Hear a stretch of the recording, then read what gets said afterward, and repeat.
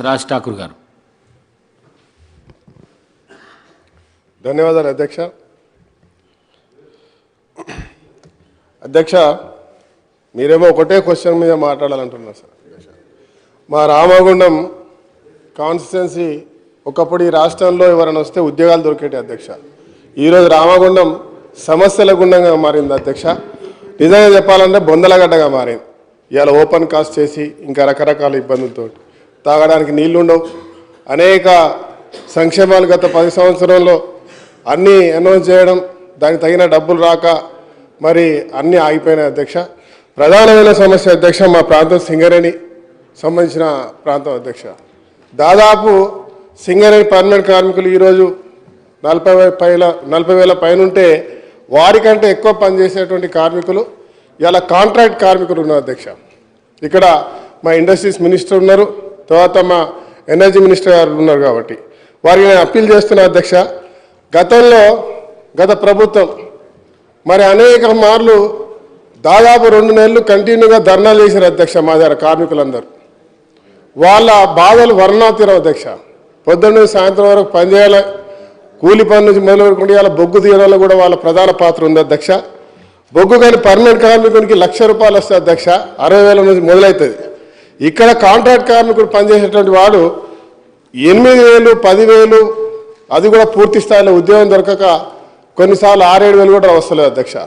వారికి ఏదైతే వారి యొక్క సుప్రీంకోర్టు డైరెక్షన్ ఉంది అధ్యక్ష, 22 జియో యాక్ట్ ప్రకారంగా అది ఇంప్లిమెంట్ చేస్తే అట్లీస్ట్ సింగరేణి వ్యవస్థను ఇలా పర్మనెంట్ కార్మికులతో సమానంగా నడిపిస్తున్నటువంటి వారికి న్యాయం చేసే విధంగా చేయాలి అధ్యక్ష. వారు చనిపోతారు అధ్యక్ష. మా ప్రాంతంలో ఒక యాక్సిడెంట్ జరిగితే 6 ముక్కలు అధ్యక్ష. ముక్కలు అంటే వాళ్ళ కాలు చేతులు, వాళ్ళ తలకాయలు కూడా ఎవరెవరో గుర్తుపట్టలేని పరిస్థితి. ఇలా పర్మనెంట్ కార్మికుడు చనిపోతే ₹1 కోటి ఇస్తున్నాం అధ్యక్ష. కానీ వీళ్ళు చనిపోతే మాత్రం బేరసారాలు ఆడాల్సి వస్తుంది. కూరగాయలు ఉన్నట్టుగా ₹1, 1 లక్ష, 2 లక్షలు, 3 లక్షలు అనుకుంటూ ఆ 30-40 లక్షలకు సెటిల్ చేస్తారు అధ్యక్ష. అది కూడా తిరిగి వాళ్ళు విసికి వేదారిపోతారు. ఆ డబ్బులు ఇప్పటివరకు రావా అధ్యక్ష. నేను ప్రభుత్వాన్ని మీ ద్వారా కోరుతున్నా అధ్యక్ష, అట్లీస్ట్ సింగరేణి, ఎన్టీపీసీ, ఆ ప్రాంతంలో కేశారాంలో ఇవన్నీ కూడా సింగరేణి సంబంధించినటువంటి వారి యొక్క నిధుల్లో నుంచి వాళ్ళకు ఉద్యోగాలు ఇవ్వచ్చు అధ్యక్ష. వారికి ఖచ్చితంగా మరి హైపవర్ వేతనాలు ఏవైతే ఉన్నాయో ఆ హైపవర్ వేతనాలలో కూడా అధ్యక్ష స్కిల్డ్, సెమీ స్కిల్డ్, అన్స్కిల్డ్ వాళ్ళకి ఆ రకంగా వేసుకున్నా కూడా ఒక్కొక్కరికి 18 నుంచి 20-25 వేలు మాత్రమే వస్తాయి అధ్యక్ష. ఆ 25 వేలు తీసుకునే వారు సమానంగా పర్మనెంట్ కార్మికులతో సమానంగా పనిచేస్తారు అధ్యక్ష. పర్మనెంట్ చేయకపోయినా ఈరోజు ఇలా నిరుద్యోగ సమస్య అధ్యక్ష. మా దగ్గర ఇంటింటిలో ప్రతి ఇంటికి 2 గ్రాడ్యుయేట్లు ఉంటారు అధ్యక్ష. కూలీ నాలి చేసుకొని మా ప్రాంతంలో ప్రతి ఇంట్లో చదివించినటువంటి ఒక మంచి వ్యవస్థ ఉంది.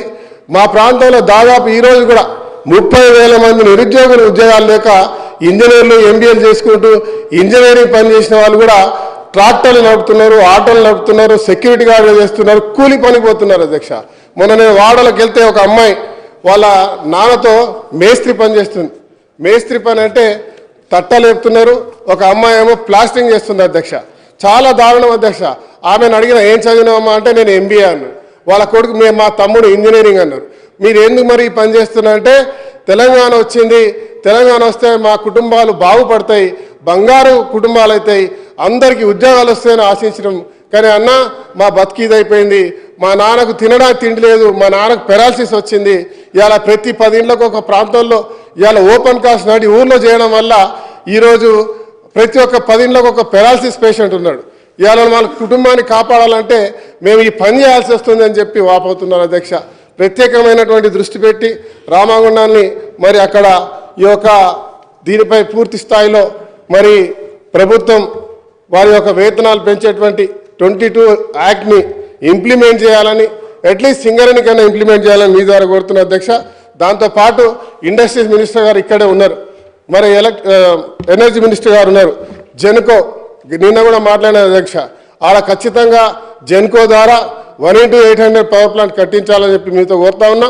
మరి అదే మరి ఇంకా అనేక సమస్యలు ఉన్నాయి. మా ప్రాంతంలో తాగడానికి నీళ్ళు లేవు అధ్యక్ష. మా చుట్టూ చూస్తే గోదావరి ఉంటుంది, అక్కడ రివర్స్ పంపింగ్ వాడు మేడిగడ్డ నీళ్ళు వచ్చినాయి అధ్యక్ష.